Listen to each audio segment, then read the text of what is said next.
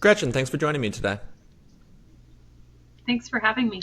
Perfect. So before we get into it, do you mind just introducing yourself, what you do, the company, the organization you work for, and kind of some of the technology projects that you're spearheading? Sure, my name is Gretchen Clarkson. You just said that. I'm the managing director of educational technology at Epic Charter School, and I, along with another person who in the same role as me, we lead a team of business analysts. And what we do is go out into our district, which is Epic Charter School, and we identify inefficiencies in various departments that we serve. And we look for software solutions that we can possibly implement. Sometimes it's just a process change, it's do this instead of that.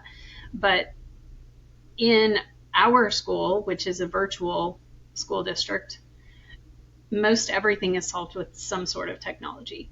And so we really are innovators, creative problem solvers, and work to see how we can use technology to fix whatever the problem may be. Perfect. And so you highlighted it a couple of times, but just so everyone's like crystal clear, you work for a school district. I don't know that people necessarily always associate school districts with custom software development projects, which is why I've so enjoyed getting to know you and your team and kind of what you guys do. So, what was the genesis for Epic to get into the world of custom software development? What were some of the reasons why you as a school system said we should really start developing software in a way that would benefit us? So I will say I came in about the second year in which our little team was born. So the first year, the majority of the software development was customizing our own student information system. So it's kind of like our school's database that we use to manage who all our students were.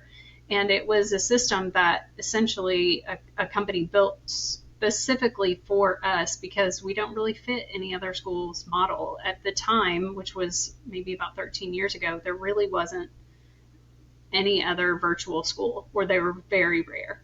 And so we started just working with a business analyst on with the company that was building the platform for us. And we just started to learn along the way, this is how you do software development. So it was kind of trial by fire there for a while. So, one of the things that I really often hear when it comes to non traditional software organizations, having also joined one myself, is the sort of concept of you have to learn how to build a plane and fly it at the same time. Because so oftentimes people come from Yeah.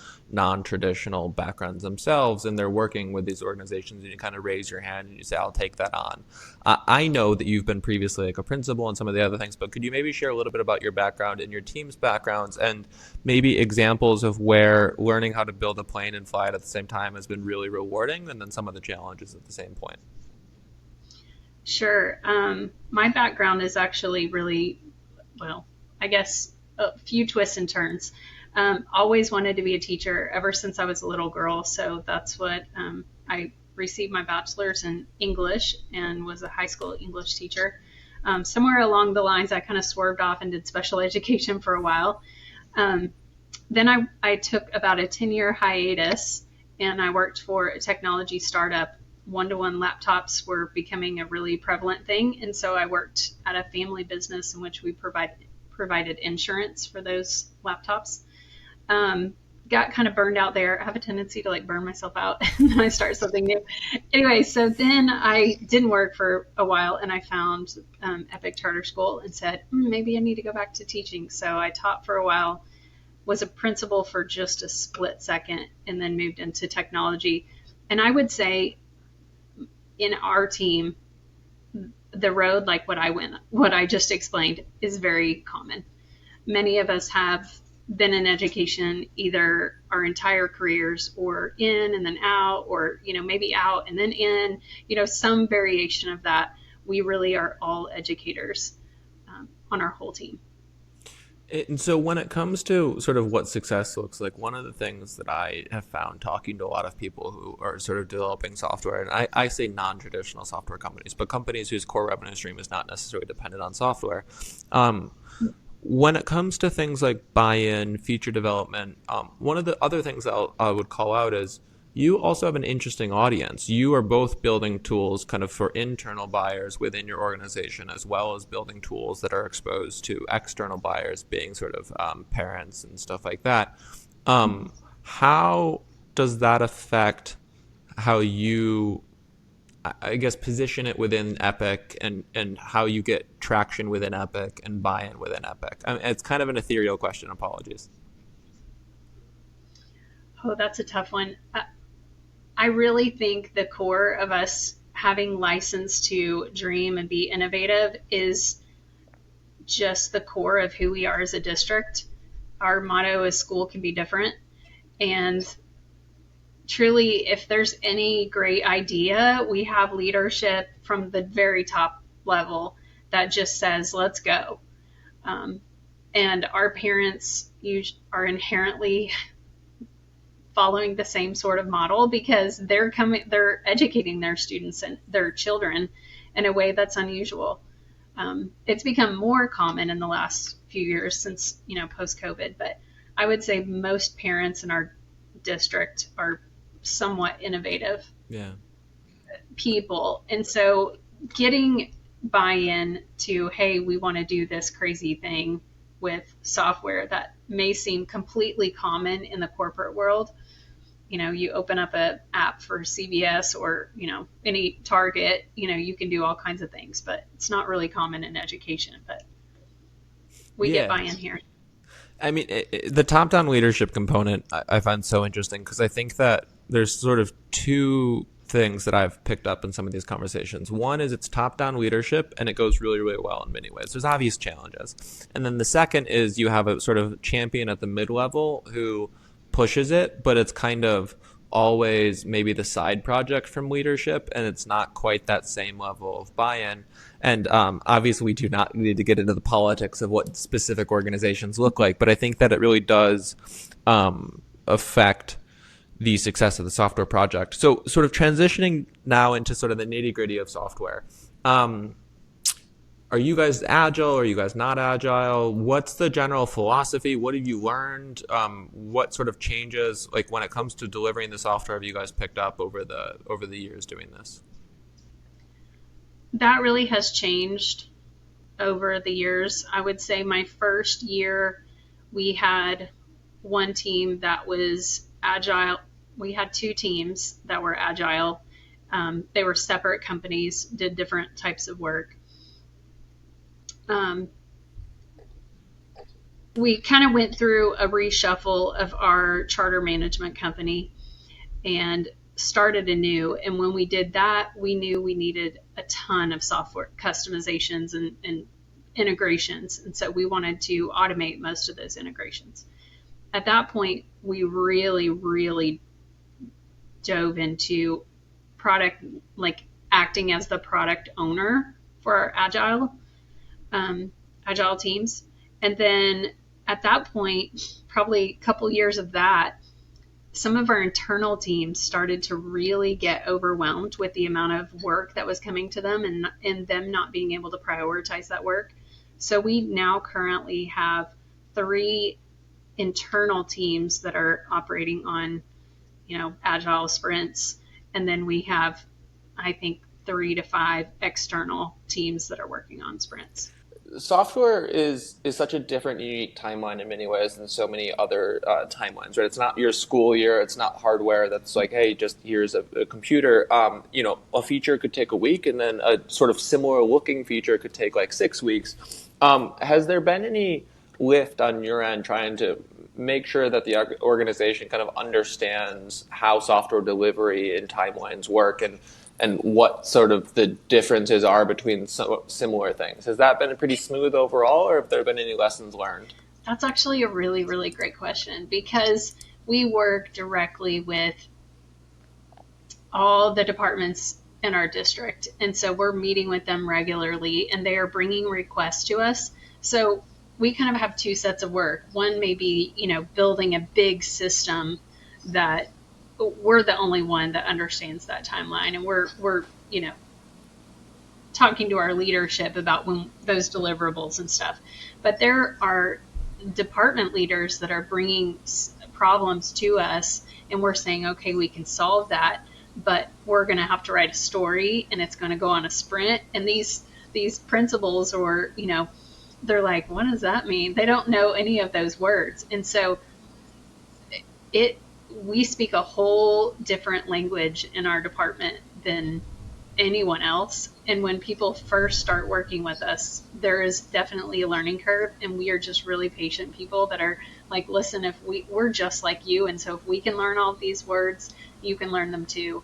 And we just bring people along. But as far as managing expectations, I that's really at the core of how we do a job well, is just saying this is how long we think it'll take, and we try to hedge our bet and under promise and over deliver.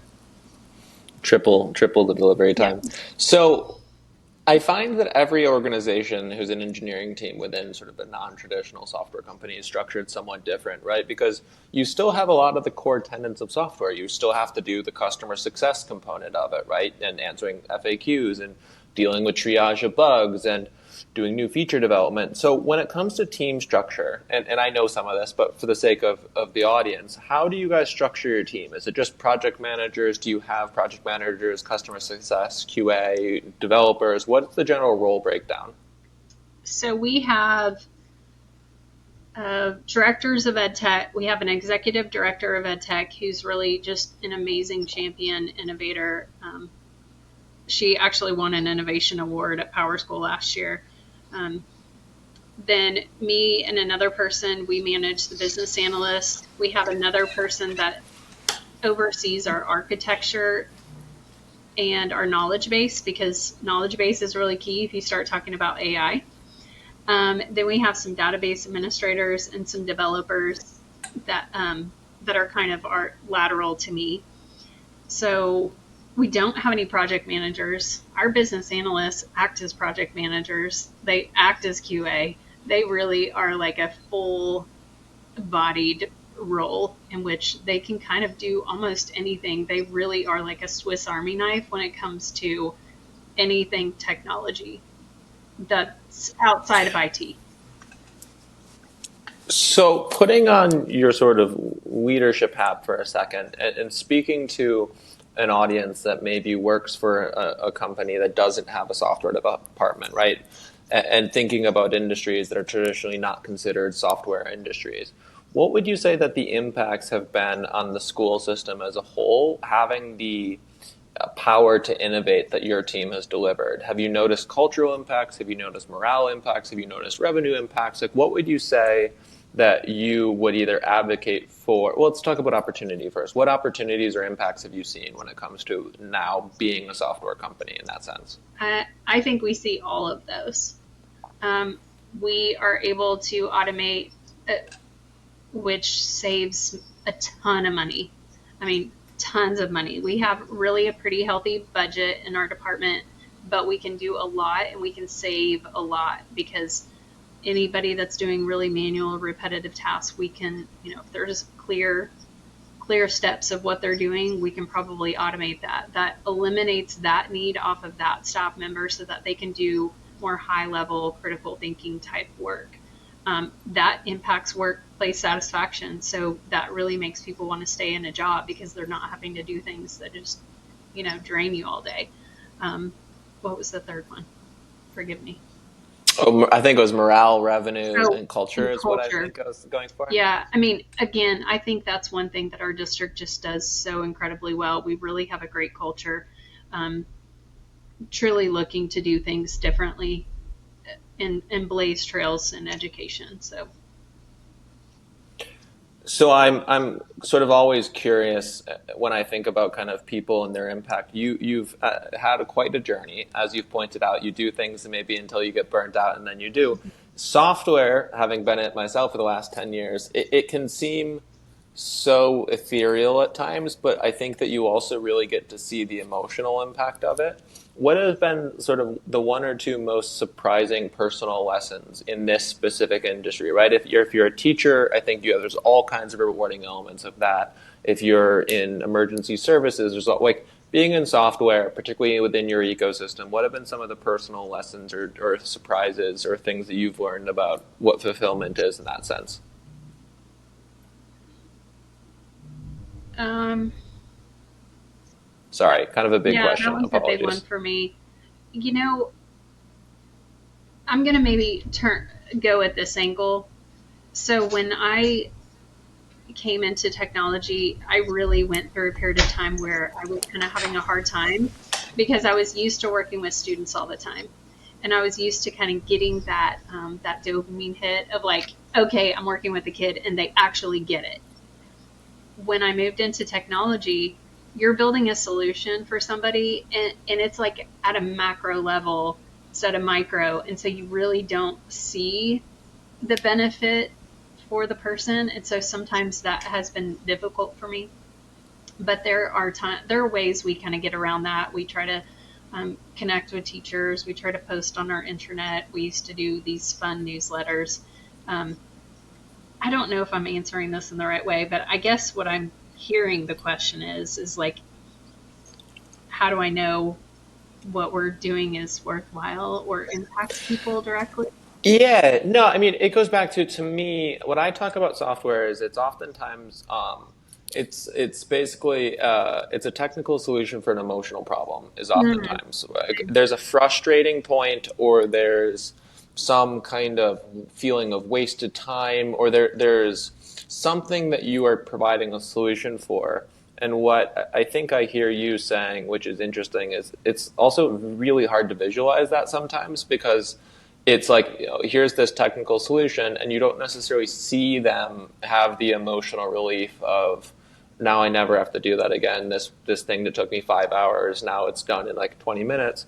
And so I guess what I hear you saying is sort of similar to that, but that you have to kind of see that at a macro level unless you're going to do those one-on-one conversations. Am I yeah. articulating that at all back in that way or no? Yes, that's exactly true. I did have a project that I worked on. Oh, it's maybe been like 3, 4 years now, and it gave every teacher in our district, I think, 20% of their work week back, and that That's amazing. was incredible. And now it's like they're so used to it, they don't even. It's like if It is they funny don't how that appreciate works. it now, I Yeah. guess. That's funny. So, final question.